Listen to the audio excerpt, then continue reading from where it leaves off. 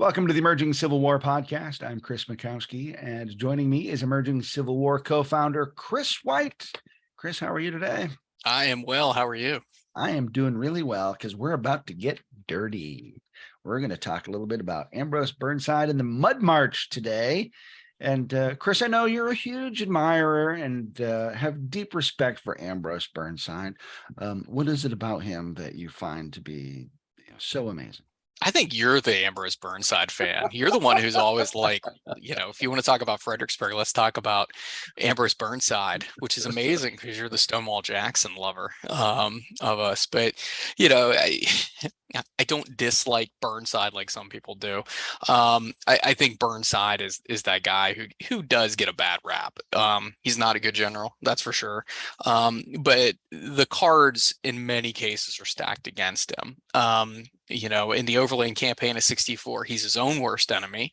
During the Fredericksburg campaign of 1862, the Lincoln administration, as well as the weather, are his worst enemies. And then, in Antietam, his worst enemy is one of his good friends, George McClellan, as well as topography, whenever you come to a bridge and a stream, So, I think Burnside gets more of a bad rap than he's deserves. I think in the wake of Fredericksburg, which is a December 1862 federal debacle, I think people today focus on Burnside being the scapegoat. He manfully takes credit for the loss in front of the committee in the conduct of the war. But more importantly, at the time, which a lot of people today like to look through rose-colored glasses towards the past. But if you look at the time, fewer people give Burnside grief about the loss at Fredericksburg as they do Lincoln and the Lincoln administration. Lincoln and the Lincoln administration are in the crosshairs. That's not to say that people don't blame Burnside, for sure. He screwed that one up big time. But in the end of the day, the fallout from Fredericksburg, at least in 1862, early 1863, really falls on the shoulders of the president himself. But, Burnside's an interesting character, Indiana native. He's a West Point graduate of the class of 47, graduates towards the top of the class. Prior to the war, he's a failure in many respects. I think he's left at the altar by his fiance. He invents a gun that doesn't do much of anything prior to the war, but during the war, it's actually a pretty good gun. He has to accept money from one of his good friends, George McClellan, to get out of debt prior to the war. During the war, he becomes a colonel of the 2nd Rhode Island, excuse me, which have these awesome battle shirts and pith helmets that go off to war wearing.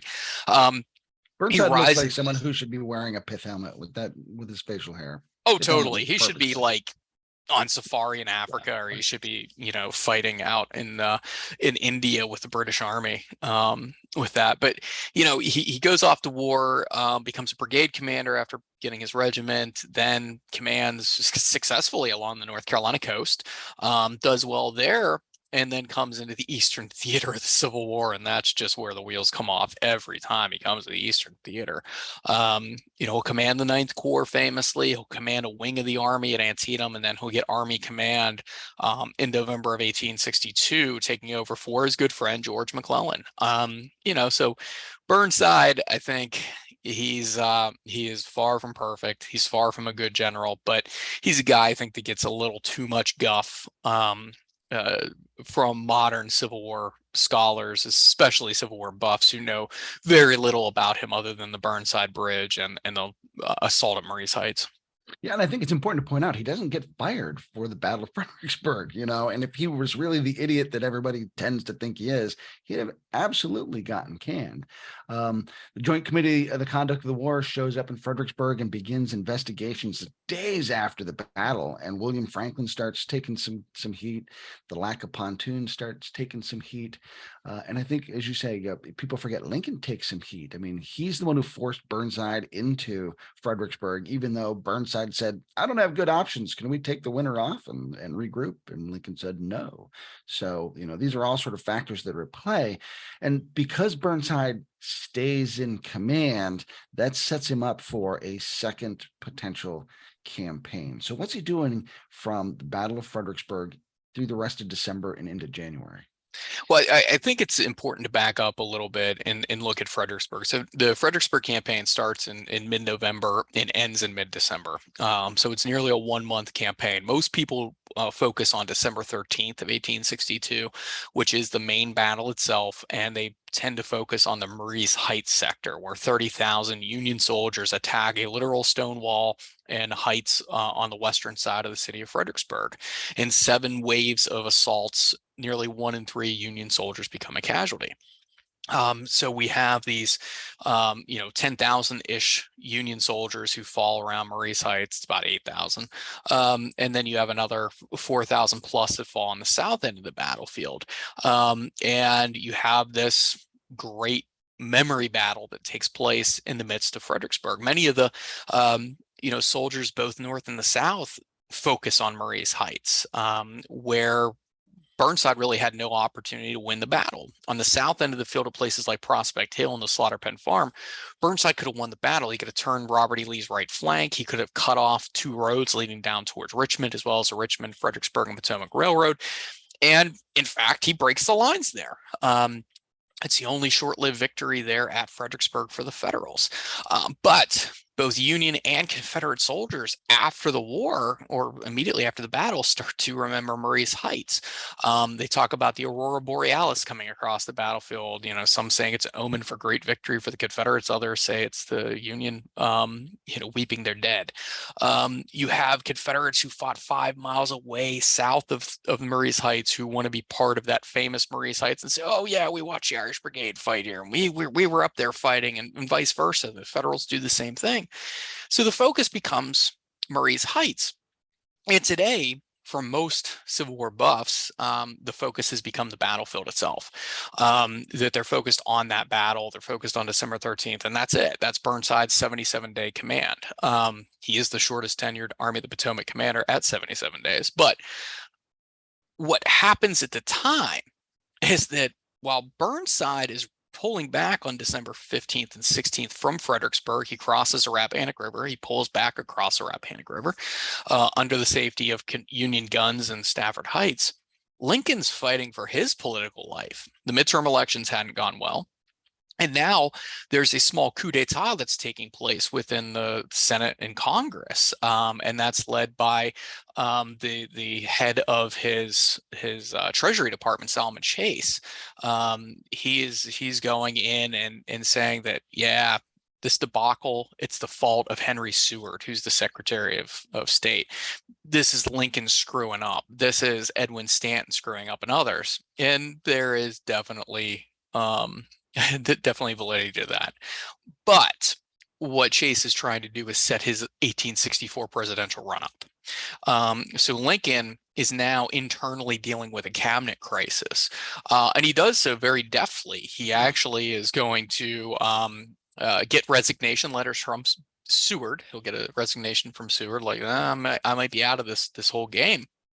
But he also corners Chase and has Chase put his grievances out there for the public in front of Lincoln and others, and so much so that he backs Chase into a corner, and Chase even issues his own resignation letter, and sitting there holding both of these very powerful men's resignation letters,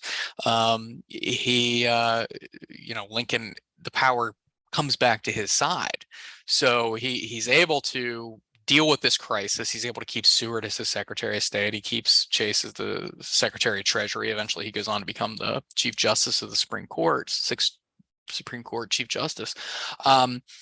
But, that's what's going on there. On top of it, inside of the Army's grumbling. And that's all the armies ever do to this day. I mean, they bitch, bitch, bitch. But at the time, they're bitching about 2 different things. They're bitching about Burnside and his lack of supplies, and yeah, they got us killed, but they're also bitching about the Lincoln administration. Lincoln administration, in the midst of the Fredericksburg campaign, is gearing up for a very famous court-martial case that will come to a head on January 21st, 1863, and that's the court-martial of Fitzjohn Porter, the former 5th Corps commander, the finest Corps commander in the Army of the Potomac, up to that point until Winfield Scott Hancock rises to corps command. And the biggest thing that Porter's guilty of, in my estimation, is the fact that he is a lackey of George McClellan, the former Army commander. And Porter is he's not a perfect general, but he's a damn good battlefield leader.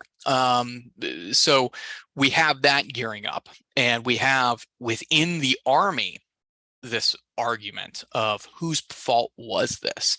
Henry Halleck allegedly, prior to the campaign, had said something to William Buell Franklin, the left Grand Division commander, one of the ranking generals in the Army, as well as a McClellan guy. He said, once we're through with Fitz-John Porter, we're coming for you next. So there's political intrigue going on within the Army. The soldiers see it. We see that in the writings. They know the generals aren't happy with each other. They know they're not happy with the Lincoln administration. I think it's Harper's Weekly runs a great political cartoon of Columbia screaming at Stanton, Halleck, and Lincoln about all their dead at Fredericksburg. So it's not just the defeat at Fredericksburg that Burnside's dealing with, or the country at least is dealing with in the North. We're looking at a battlefield defeat. We're looking at a near coup d'etat within Lincoln's cabinet, and we're looking at a PR crisis on a huge level within the Army high command, as well as the Lincoln administration. So in the days after Fredericksburg, the Army's licking its wounds, but by December 26th, Burnside's ready to move again. But he's unable to for a variety of reasons. And hanging over all of this, too, is the context of the Emancipation Proclamation, which goes into effect January 1st, 1863. And Lincoln has really needed some battlefield victories to try to provide some muscle to that. And so Fredericksburg is a big embarrassment in that respect. And you put that on top of Chickasaw Bayou. On the eve of New Year's, you've got a fight going on at Murfreesboro, Tennessee, that is still in the air. So this is a huge cloud over Burnside, too, as he's getting ready to come up with plans. But I think that's also why he has to still do something as a form of redemption to try to kind of push forward. So he's not looking to take the winter off at this point yet, is he? No, and I do think there is part of that redemption. And Lincoln charges his generals to bring home victories before January 1st of 1863. On that day, he's going to sign, excuse me, the Emancipation Proclamation, which will free slaves in areas that are still in rebellion. It'll allow blacks to serve in the Union Army as well as the Union Navy. So this political act, essentially an executive order, is going to need backbone.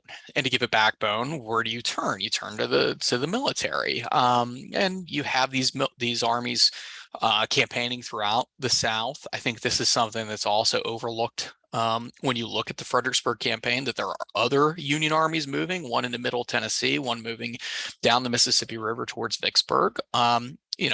Ultimately there is a victory at Stones River or Murfreesboro for the Federals, but Vicksburg's a debacle at Chickasaw Bayou, as well as the Holly Springs raid and other things that are taking place out there in the Vicksburg vicinity. And it'll take until July of 63 for Vicksburg to fall. It'll also take until June of 63 for that army to move out of Murfreesboro and head down into the Barrens and down towards the city of Chattanooga. But the focus, as it usually is in the U.S., is on the East. That's where most of the papers are. The two opposing wartime capitals sit within 105 miles of each other. You have Washington, D.C., 50 miles to the north of Fredericksburg, and Richmond, 55 miles to the south. And sitting there right in between these two opposing wartime capitals are the two principal armies of the warring factions, and then you have all these newspapers, you have politicians who can come in and out of these armies. So the focus remains on the East. It remains on Burnside's army as well as Robert E. Lee's army in Northern Virginia. So Burnside has to do something. Part of it is redemption, and the other part of it is that war is a political act. And the next step coming in January 1st is that Emancipation Proclamation. So what are Burnside's options at this point? Because when he crossed the river for the Battle of Fredericksburg, he already thought he had no good options. That turned out to be what he thought would be his best option, and even that was a mediocre endorsement. What are his choices? Burnside has very few good options other than sit back and wait till spring to come. He can go down the river, down the Rappahannock River. The Rappahannock at Fredericksburg, goes anywhere between 400 feet wide and 440 feet wide. The three bridges spanning the Rappahannock have been destroyed by the Confederates in April of 1862. So to get across the river, you have to put up temporary bridges, which did not go well during the battle. So we can look at moving south, southeast, towards a place called Port Royal, Virginia. No, pirates weren't there. Someone asked me that once. Like, is that where all the pirates were? Johnny Depp and all them? Like, no, that's down in the Caribbean. But Port Royal, Virginia is where the assassin John Wilkes Booth is captured and killed in 1865. But the Rappahannock River widens dramatically down there. It's more than 1,000 feet wide, and you need these long pontoon bridges. And if you move into that direction, the Confederates do have an inside track. They can just go right along the riverfront. You have Stonewall Jackson, the hyper-aggressive bulldog fighting for Robert E. Lee's army. He can shift to the south and he can block that movement. The next movement would be around Lee's left flank, which would be to swing into areas that become famous in April of 1863. They can go across Kelly's Ford. There's a battle up there in March. It's also part of the Brandy Station and Chancellorsville campaigns. You could go across U.S. Ford, Ely's Ford, Banks's Ford, and other places and try to exploit Lee's left flank. Problem is the Confederates have picketed on that part of the river. Or you can make a major shift of operations, go from the Fredericksburg area and go out maybe up towards Warrenton, 35-ish miles to the northwest, and then swing into the Shenandoah Valley, or come down through Culpeper County using the Orange and Alexandria Railroad. But the reason that the army came to Fredericksburg is because the supply line of this army, 123,000 man army, had overly taxed the Orange and Alexandria Railroad. So we hoped that we would be closer to DC, as well as Aquia Landing, the Richmond, Fredericksburg and Potomac Railroad, the Potomac River itself, where we could get better supplies and be on an inside track towards Richmond.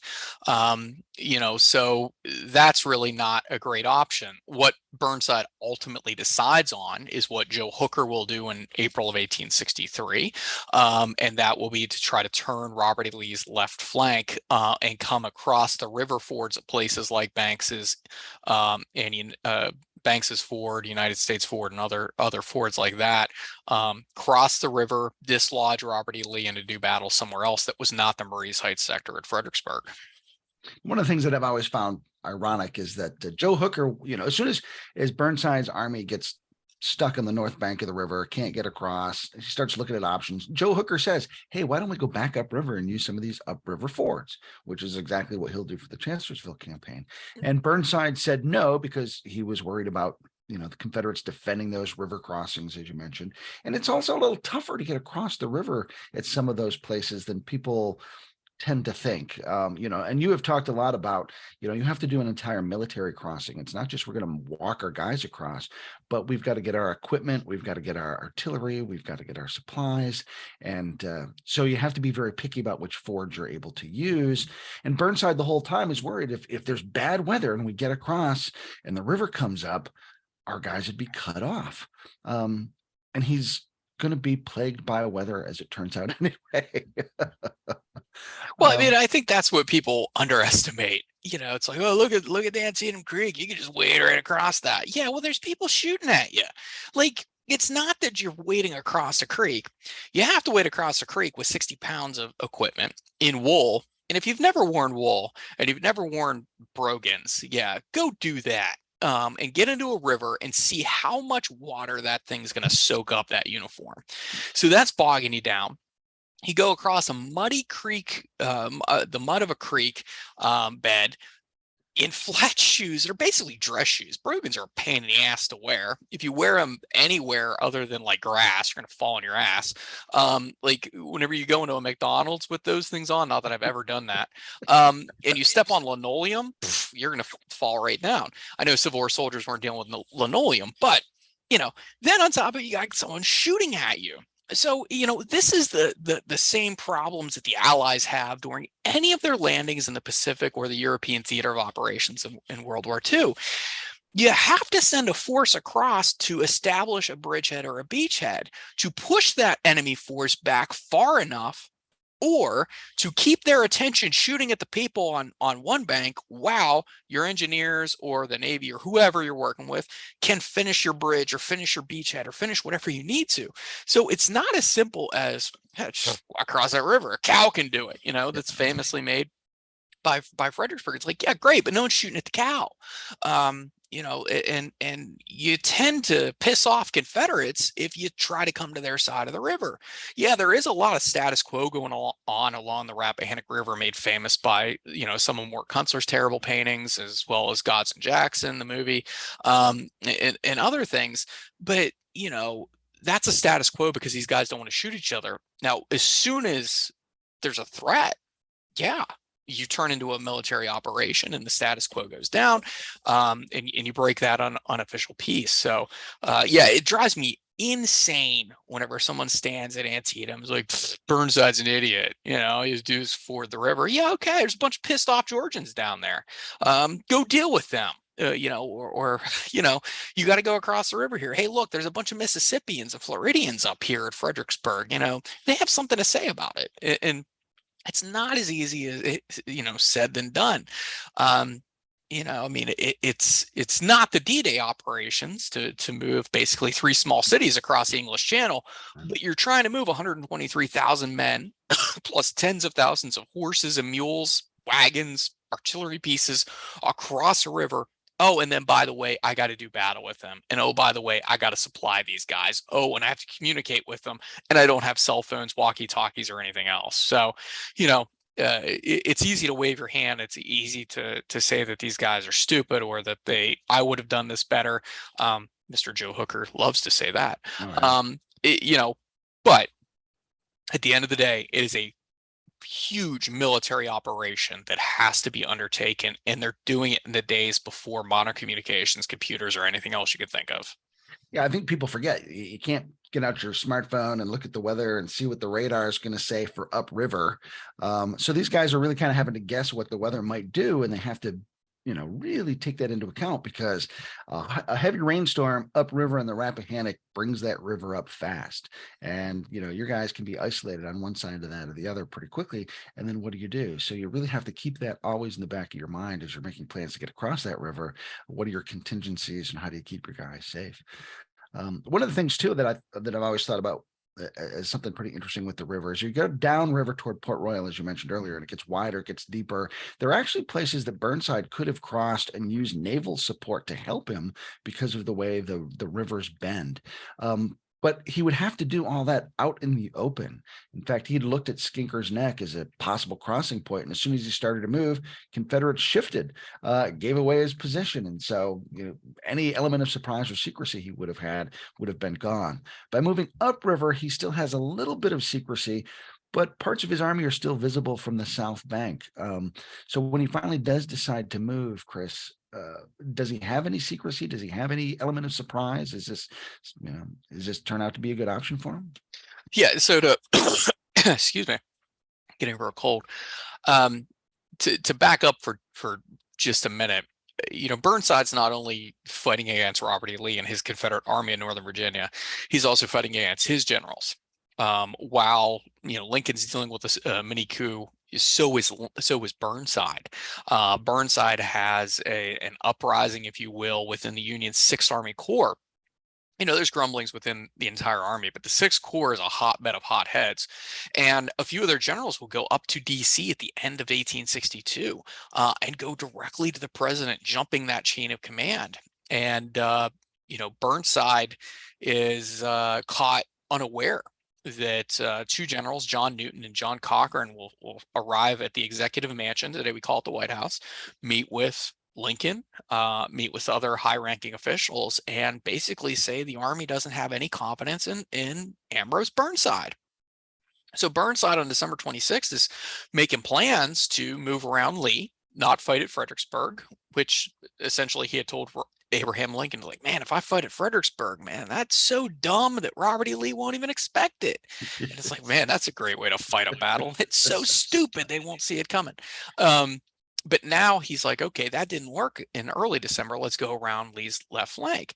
So in the meantime, someone else is making an end run on Burnside, and that's his own generals. John Newton, who is a West Point graduate, Virginia native. I think he's a West Point grad of 43, and John Cochran, who's a New York politician, and the two of them go up there and basically lay it out there that Burnside has no confidence in the Army, all this stuff. So in the midst of late December, and in the midst of what's going to become Burnside's second campaign as an Army commander, it comes to a grinding halt because the commander-in-chief says, hey, buddy, you better come up here to Washington. We need to talk. And Lincoln won't tell him who came up here, but he will, basically say what they said about the Army. They don't have confidence in you. They don't think they could do X, Y, and Z. And Burnside is livid. Rightfully so. I think Stephen Sears puts it correctly as the revolt of the generals. And the Sixth Corps is such a problem that during the Chancellorsville campaign, Joe Hooker leaves it as far away from his headquarters as humanly possible. He does also gut the high command there as well, because he had to, because that's a disease in an army whenever you have something like that. So Burnside then, after a few more weeks, is finally able to get the approval of Lincoln. The weather's unseasonably warm in January of 63, and he gets the approval to move up and around Lee's left flank, skirting along Stafford County, Virginia, along the Rappahannock River, and then he is going to send his two biggest problem children in the lead, a guy named Joe Hooker, Mr. F.J. Hooker, as Robert E. Lee likes to call him, and William Buell Franklin, both West Point graduates, both combat veterans, and both colossal pains in the ass for Ambrose Burnside, because what you see is Joe Hooker is the biggest Joe Hooker fan of them all, and Hooker, he badmouths everybody. It's not just Ambrose Burnside. Burnside and Hooker don't like each other at all, and Hooker is working behind Burnside's back, but not like William Buell Franklin was. Franklin is the guy who sends Newton and Cochran up to the White House, the executive mansion. He's the one who's basically pulling the strings of saying, we got to get this guy out of here. We have accounts of other officers saying just how bad the morale was in Sixth Corps and just how low they were going. And other Army officers are like, man, this ain't right. They shouldn't be doing this, including Charles Wainwright. The haughty and supercilious Charles Wainwright himself. He's a First Corps Chief of Artillery. He's like, man, this ain't right what they're doing at Burnside. And I should point out, you say haughty as in H-A-U-G-H-T as opposed to H-O-T-T-Y. I mean, some people might think that, but he's not on my haughty list. And so you have this going on. So what Burnside essentially does is send his two biggest critics in the Army on an end run around Lee. Now, this is both good and bad, I would think. It's like, all right, you guys want to go out there and talk some smack on me? Put your money where your mouth is. Go out front. And if if they do well, that's good for Burnside. And if they do poorly, that's good for Burnside. And in the same time, he's going to keep Edwin Sumner, the consummate yes man of the Army of the Potomac, who commands what's called the Right Grand Division, two of the Corps, which you'll probably get into that in a second, near Fredericksburg, and then another Grand Division commanded by Franz Sigel will be moved down to kind of cover the gap between the Army. So what happens is, to bring it down to the 500-foot level, Burnside is going to send 4 Army Corps, what are called 2 different Grand Divisions, around Robert E. Lee's left flank, and they're supposed to cross at 2 crossing sites, U.S. Ford and Banks's Ford. And they're supposed to come in on the left flank of the Confederates, who are essentially anchored near a bend in the Rappahannock River north of Fredericksburg. And at the same time, another force will move down from Stafford Courthouse, exit 143 on I-95, about 13 miles, move down towards Fredericksburg. There'll be a link between Edwin Sumner's 2 Army Corps, which will kind of move towards the south end of Fredericksburg to keep Lee's attention, while we have this link between the two, and then we have this end run being made by 4 corps. So we have 8 Union Infantry Corps moving. 2 of them will be under Hooker and Franklin, they'll try to go around the left. The other two under Sigel and Sumner will kind of be the guys who are keeping Lee's attention and at the same time moving to a point where they might be needed the most. And we should add, they're not fighting Robert E. Lee right now because Robert E. Lee's in Richmond. And, this would be a great opportunity for us to put up an animated map, and we don't have the budget for animated maps. You got $85,000, man. That's right. I considered doing an interpretive dance as you were doing that, but I don't think that translates very well on screen like this. So the other thing I wanted to just go back real quickly and mention Cochrane and Newton, and Lincoln was trying to preserve their secrecy, and I think this goes to kind of illustrate, in some respects, Lincoln's naivete about the Army, because even though he's preserving their anonymity, Burnside just goes and finds out who got day passes for that day, and he's quickly able to find out who his critics were that went up to DC. So there'll be a reckoning for that. And quite frankly, Burnside needed to know. Yeah. Burnside needed to know what yeah, you could say, oh, he'd have a witch hunt, but by God, these armies are political during the Civil War. The Revolutionary War, man, you want entertainment, go read about the founding fathers fighting with each other. But the Army of the Potomac especially, and it goes back to George McClellan. McClellan's a cancer for that army. He is way too outspoken. He allows this air of unprofessionality to come across the army, and basically you can do whatever you want, which leads to this revolt of the generals. And by the way, this isn't the only one. On the outset, basically the days leading up to Gettysburg, there's another revolt that's trying to be led by Henry Slocum. This time it's not as widespread, and it doesn't get the legs. But this is a bad precedent to set within an army. Lee had to deal with this to a certain extent. Grant has to deal with it at times, but these armies are political beasts. So you want to talk about a fascinating and terrifying aspect of this, go look at the political side of the armies, not just like the Lincoln administration or the Davis administration. So and this is all part of the whole Burnside tenure people forget about. They think Battle of Fredericksburg, Mud March, haha, and then off he goes. You suck. Go back to Burnside Bridge. Yeah. Nice sideburns. So as he's making this move, the weather gods turn against him, and what I think was a pretty good plan turns pretty disastrous quickly. Tell us exactly what goes on here. Well, I mean, it's the same damn plan that Joe Hooker steals from him. He just adds some cav into it for Chancellorsville. I mean, if you look at the Chancellorsville campaign, basically that's going to be what this is. So by mid to late January, Burnside finally has the approval from the Lincoln administration to do something. And Burnside, for as much as you can bust his chops, he worked tirelessly in the weeks leading up to this campaign, which will kick off January 19th, January 20th of 63. He's going to ride up and down the Rappahannock River. He's seen by Bernand sharpshooters up around places like Hartwood Church. He's seen by Joshua T. Owens' Philadelphia Brigade moving towards Banks's Ford. I mean, the dude's working. He's working hard, and he's trying to get all the information that he can. So Burnside, he comes up with this plan. He's going to send 4 infantry corps around Lee's flank. It's not done in secrecy, as Kris was alluding to. In fact, a member of the 2nd South Carolina from Joseph Kershaw's brigade talks about the Federals firing off a signal cannon.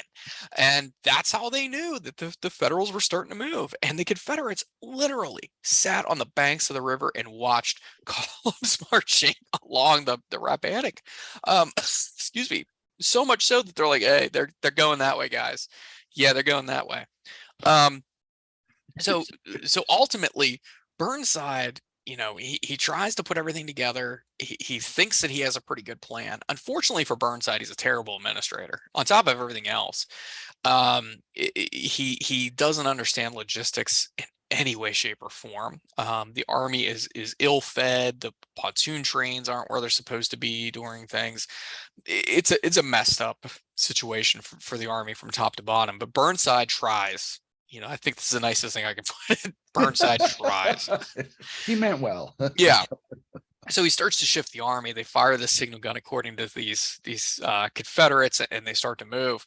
And one of the members of the 16th Connecticut, a 9-month regiment who just had their sad butts handed to them at Antietam there on the left flank whenever AP Hill comes crashing in. One of their members leaves us an eloquent memoir of this time, his time in the Army, beautiful handwriting on top of it. And he talks about this being a melodrama, about how if it wasn't true, it would be funny, the comedy of errors that go along. And as Kris said, they stepped off and everything seemed all right on January 20th, but overnight rains come in torrents. It's torrential downpours along the Rappahannock River. It rises the river, the levels of it, so much so whenever they try to put down pontoon bridges, they're going to come up short. This is not the first time, or this is not the last time the Army of the Potomac will come up to a few pontoon bridges short. And the way a pontoon bridge works very quickly, you take a boat, it's not meant for speed, it's meant for buoyancy. You put it out in the river, you turn it sideways. You do the same thing with another, and then another, and another, and you put them at different intervals. Then you put wood planking across the top of them, and you have a ready-made bridge. The problem is if the river's too high and you don't have enough boats, you can't have a long enough bridge. Because when the river gets high, it also gets wider, and that Precisely. increases. Yeah. Yeah, and so that creates a problem. Now, I'm sorry to interrupt you, but I'm just thinking, like, now we can tell some of our friends that they're a few pontoons short of a full bridge. Yeah, that's That's truth. that's a good. I like that one. And then on top of it, the roads were not prepared to carry an army of 123,000 men. Fredericksburg today is along the I-95 corridor. It's a bustling city, so Stafford County and all these counties around. But in 1862, 63, parts of these counties are still pretty rural. Even today, parts of these counties are still kind of rural. The roads weren't prepared. They were talking about dirt roads. Some of the units will go out and do what's called corduroying, and that means you're basically going to put wood planking across the road. This works to a point, but once you start moving, wagons, artillery pieces, horses, thousands of men across them, the corduroying will sink into this mud. According to some accounts, the mud was anywhere from 2 inches deep to 24 inches deep. Some people say, "Oh, I can't believe that'll happen." Well, mules are drowning in the mud. If you look at World War I think the most famous place to look at would be a place called Ypres, which is up in Belgium. There's a salient there that's fought over for 4 years. And what it's remembered probably most for, outside of it being a salient, is the mud. There's a story that comes from there, and it might be apocryphal, of a soldier who stepped down in the mud and he hit something solid, and he knew that that's probably a dead body. And when he reached down, he reached in the mud and pulled up this hat. And he knew that the hat was actually from an Australian cavalry unit. And he surmised that this guy's horse went all the way down and the rider went down on top of it, and it drowned both horse and rider at the same time. Here in the Eastern Theater of the Civil War, the 121st New York, this is their first campaign, known as Upton's Regulars. They are put out there like mules. You'll have these 6-horse teams who can't pull an artillery piece, so 100 guys are going out there with ropes and helping to pull. They're out there on wagons. 150 men are trying to help pull a wagon, and everything is literally getting stuck in the mud. That hence the name Mud March. Not so much a march, but mud. And by 24 hours into this campaign, I mean, these guys can't move. And I often think about these poor bastards walking along, because this is also one of my ancestors' first campaigns. You're walking along in the only uniform that you have. You are sinking 24 inches deep into the mud.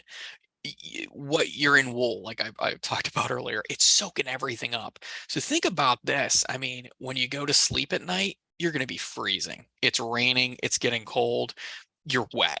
Even if you go back to an encampment site, you have to dry everything out. You have to clean your uniforms. You have to clean everything.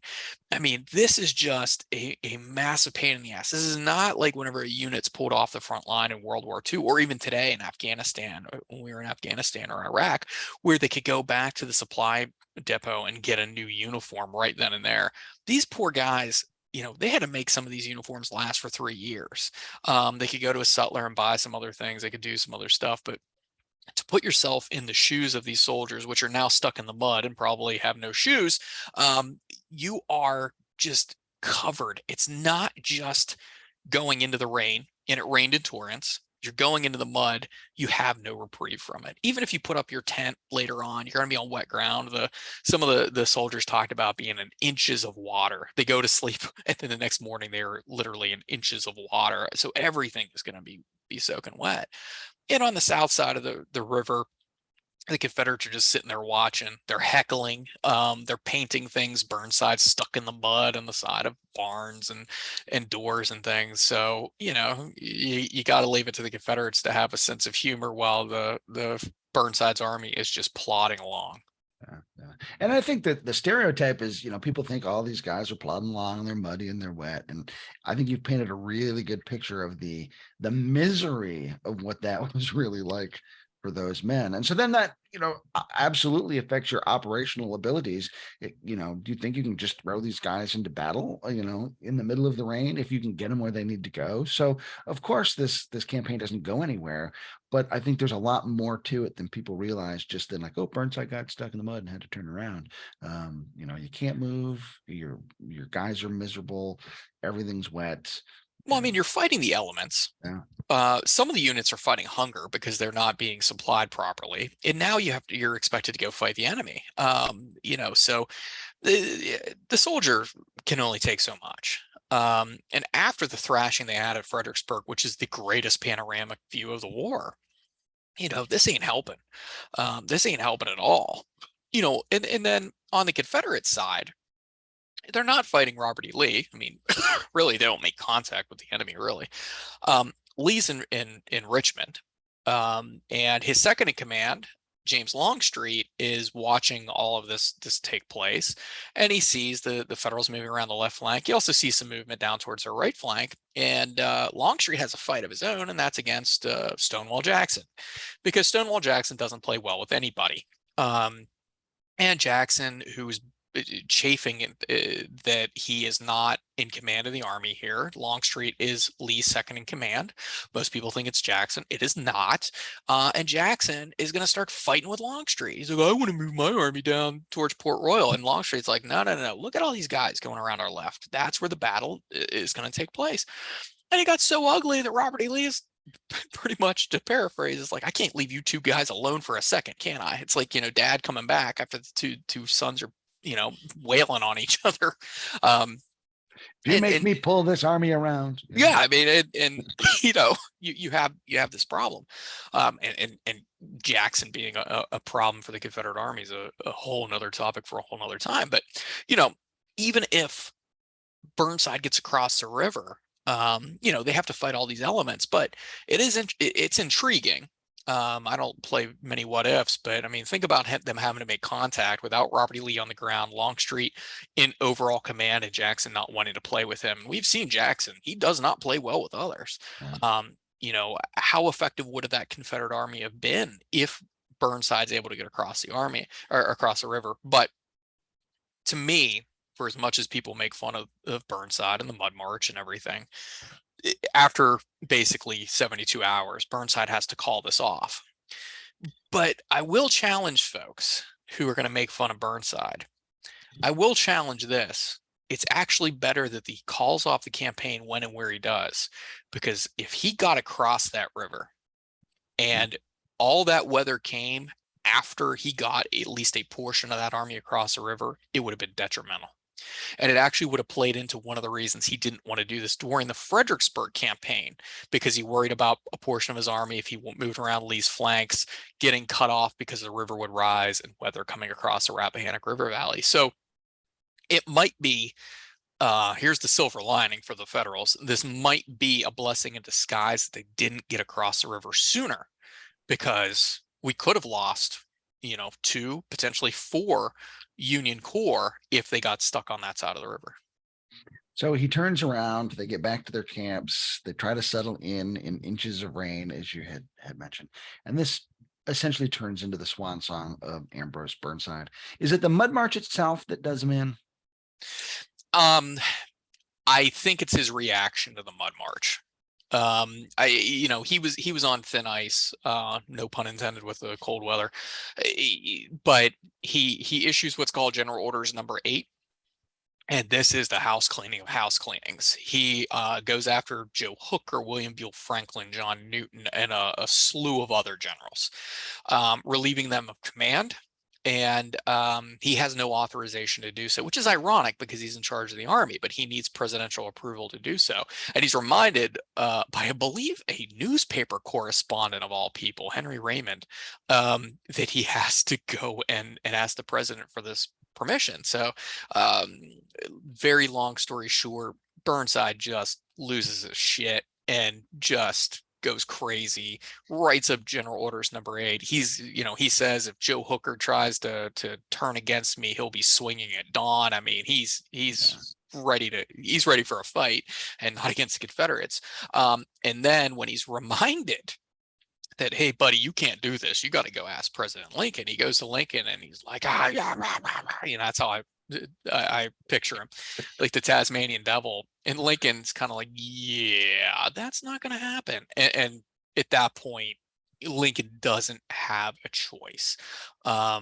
There's such dissent within Sixth Corps, especially Joe Hooker. I think Joe Hooker was more harmless than Ambrose Burnside realizes. Burnside was seeing red at this point. Hooker was a self-promoter through and through. And Hooker was talking mad crap about Burnside. There's no doubt. I mean, Joe Hooker is one of the most entertaining characters. I want to have dinner with Joe Hooker. I don't believe anything comes out of his mouth, but I want to sit down and have dinner with him. But he was more promoting himself, whereas Franklin and others were looking at overthrowing Burnside. At one point, Lincoln's not a stupid man. And at one point, Franklin's like, we should move down to the peninsula. Remember that peninsula we were on earlier and you told us to get off of? Oh, yeah. And by the way, there's this guy named McClellan who I really like. Lincoln could see the writing on the wall that Franklin wanted to bring back McClellan, and Lincoln doesn't want that. So I think that's what kills it. And there are a lot of officers who talk about that in late November and early December as that being an option. Meade mentions it, for instance. But I think, too, Franklin's really trying to cover his ass because in those hearings about the battle, right after the battle, so many officers really start casting shade at Franklin. And I think he could see the writing on the wall. So this really becomes a matter of him covering his own ass and going after Burnside before people go after him as a result of that too. And, so I don't believe a single word Franklin says, only because he's in absolute survival mode in so much of this point. Yeah, and if it could be believed that Henry Halleck, the general-in-chief of the army, said to Franklin prior to Fredericksburg that we're coming for you next, to paraphrase, I think that was in Mark Snell's book about a biography of Franklin, as far as I saw that quote. It says a lot for Franklin's mindset of covering his own backside. And then on top of it, yeah, you're absolutely right. I mean, Wainwright calls him out in his diary. Others call out, Franklin didn't do all he could to support Burnside. Burnside figures that out. But, to finish answering your question, I think General Order number 8, that seals the deal. The Mud March, he may have been able to survive for a few more months. He may have been. I don't necessarily think so. But there's no doubt that he had lost that army whenever that comes about.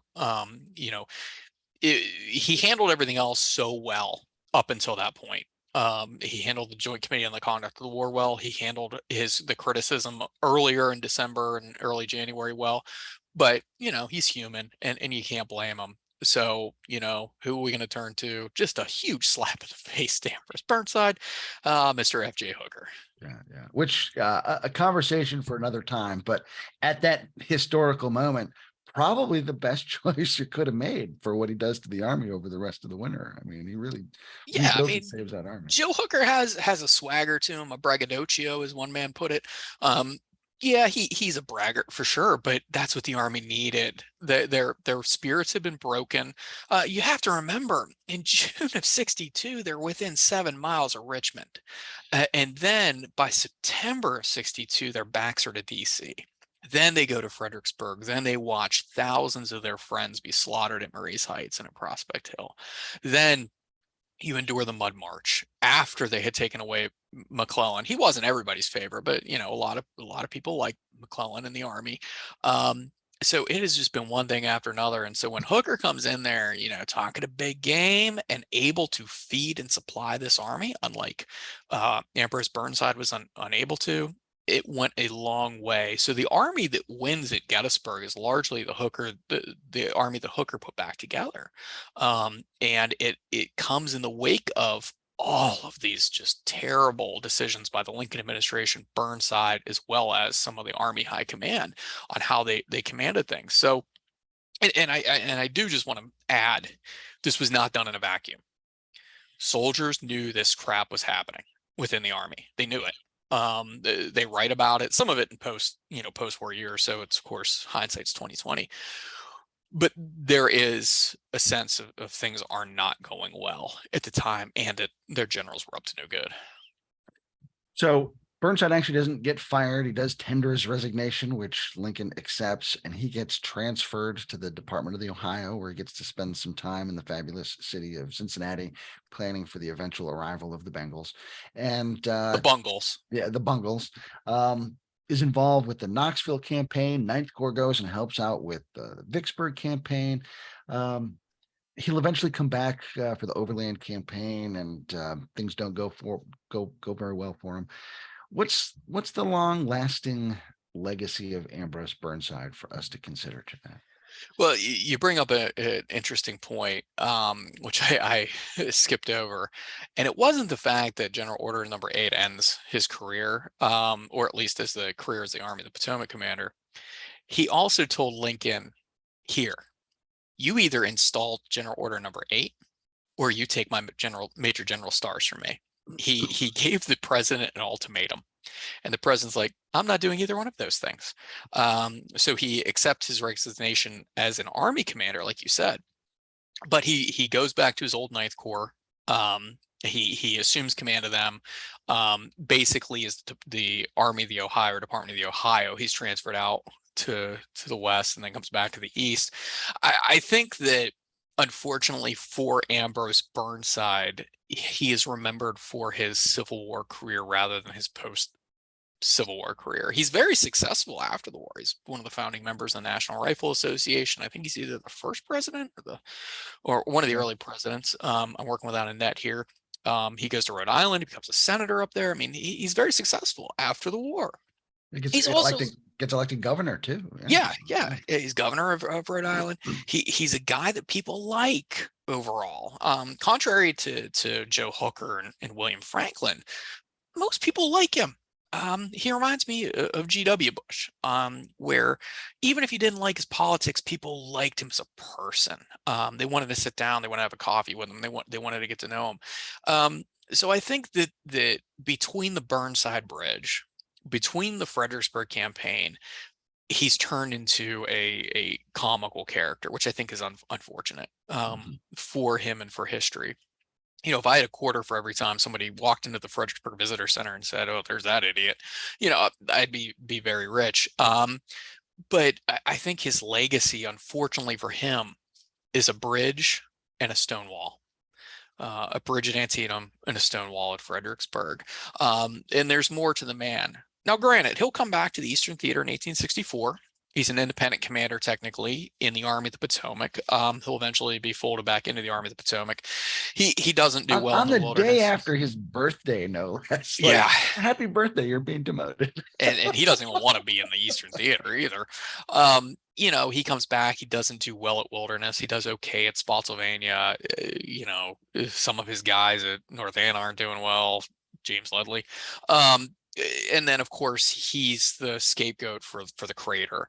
So I think in the end, his legacy is marred by people using a very broad brush to just make a long sweep across the small canvas, brushing him off on the sides of history. This is a guy who was really good at amphibious operations. He understood them very well in early 1861, early 1860, or late 61, early 62. He's a guy who could get along, contrary to popular belief, with others. He's a guy who was dependent upon. by George McClellan during the Antietam campaign, and as well as the Lincoln administration. And then Grant saw something in him. And one of the reasons he brings him east is he saw something in him from his Knoxville campaign. So there's more to the story of Ambrose Burnside. Was he a good general? Absolutely not. Are we making excuses for him? No, but I think we need to be fair to him. And then after the war, the guy's, like I said, he's actually finally successful after the war. So I think I think in the end, for almost every Civil War person, the Mud March comes up. If you know about the Mud March, you have to be more than a high level Civil War person. But to me, it all boils down to that stone bridge, Rohrbach Bridge, which is now the Burnside Bridge. And it boils down to that sunken road and stone wall at Fredericksburg. Kris White, thanks for taking some time to talk about Ambrose Burnside and the Mud March today. No, thank you for having me, Dr. Kris Mackowski. I'm Kris. He's Kris. You're with the Emerging Civil War Podcast. Thanks for being with us. We'll see you online and on the battlefield.